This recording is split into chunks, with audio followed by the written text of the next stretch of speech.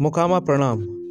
आइए आज हम लोग मोकामा टाल की एक समस्या के बारे में बात करते हैं।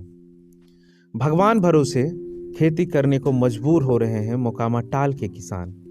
फसल को बर्बाद कर रहे हैं यहाँ के जंगली जानवर। इन दिनों मोकामा टाल के किसानों को नीलगाय के आतंक से जूझना पड़ रहा है। झुंडों में आकर नीलगाय फसलों को नुकसान पहुंचाते रहते हैं।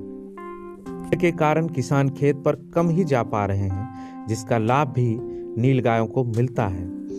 टाल के इलाकों के किसान नीलगाय द्वारा फसल नष्ट कर दिए जाने से काफी परेशान हैं।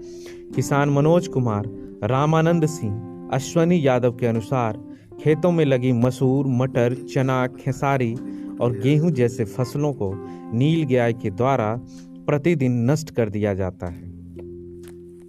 एक साथ 15 से 30 नीलगायों के खेतों में प्रवेश कर जाने से फसल पूरी तरह बर्बाद हो जाता है। यह झुंड जिस खेत में जाता है उस खेत की फसल चरने के अलावे फसल रौंदने से ज़्यादा फसल बर्बाद होती है।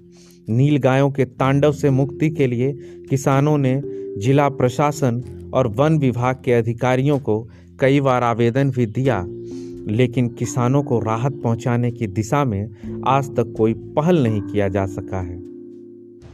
कुछ वर्षों पूर्व नीलगाय को मारने के लिए निशानेबाज भी आए थे। उन्होंने सैकड़ों नीलगायों को मारा था, तब थोड़ी राहत मिली थी। पर पिछले कई सालों से नीलगाय की संख्या में भी भारी बढ़ोतरी हुई है, जिसका खामियाजा किसानों को भुगतना पड़ रहा है। इस कारण किसानों में काफी आक्रोश व्याप्त है।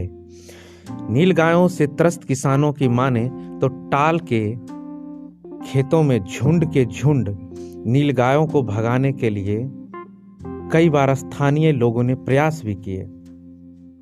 इनके झुंड को खदेड़कर कई बार टाल से दूर भेजने की कोशिश भी की गई, लेकिन अगले दिन नीलगाय पुनः लौट आते हैं। ऐसे में समझ नहीं आ रहा कि क्या उपाय किया जाए।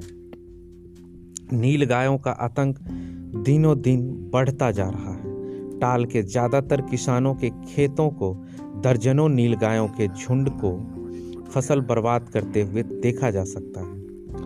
कृषि के लिए घातक साबित हो रहे नीलगायों से मुक्ति के लिए न जिला प्रशासन कुछ पहल कर रही है, न वन विभाग ही कुछ करने के मूड में है। ऐसी स्थिति में जिले के किसान भगवान भरोसे खेती करने को मजबूर हैं। किसान प्रणव शेखर शाही बताते हैं कि नीलगायों के फसल खाने से ज़्यादा नुकसान फसल को बर्बाद करने से है। 24 घंटे खेत की रखवाली भी तो संभव नहीं। सरकार और प्रशासन को ही किसान हित में कुछ ठोस कदम उठाना चाहिए।